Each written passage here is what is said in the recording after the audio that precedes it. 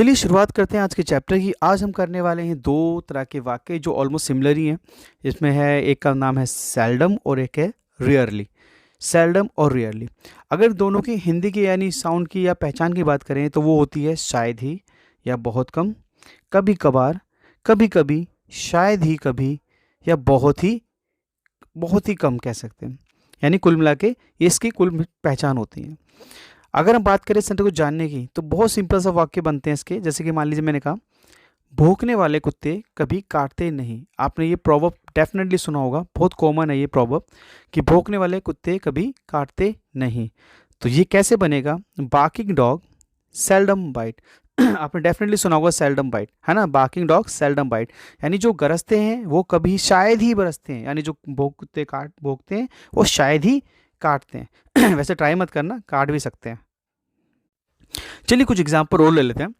मान लीजिए मैं कहता हूँ वह शायद ही किसी से कक्षा में बात करती है, तो ये होगा she seldom talks in class with any one. She seldom talks in class with any one. बात समझ रहे हैं? चलिए कुछ एग्जाम्पल और लेते हैं। आजकल हम एक दूसरे से शायद ही या फिर कभी कभार यानी कि ना के बराबर मिल पाते हैं या मिलते हैं, तो ये बनेगा we seldom meet each other these days. We seldom meet each others these days. तो मैंने क्या बताया? आजकल, है ना। तो आजकल के लिए हमने दीज डे लगाया और कभी कभार के लिए हमने सेल्डम लगाया। सेल्डम का प्रयोग वाक्य के प्रारंभ में भी किया जा सकता है। कहने का मतलब है सेल्डम का जो यूज़ है वो हम वाक्य की स्टार्टिंग में भी कर सकते हैं। जरूरी नहीं कि इसको बीच में लगाया जाए, उसको स्टार्टिंग में भी कर सकते हैं। तब वाक्य इस प्रकार से होगा जो मैं बताने वाला हूँ, ध्यान से समझना। जैसे कि मान लो मैं कहता हूँ, इसी वाक्य को ले लेते हैं ताकि ओरिजिन हो जाए। जैसे भी मैंने बोला we seldom meet each other these days, तो इसी को अगर मैं बनाऊँ सेल्डम को पहले लगा के, तो बनेगा seldom do we meet each other these days. ऐसा करने पे सेल्डम जो होता है वो इंट्रोगेटिव रूल में बदल जाता है या अब काम करेगा।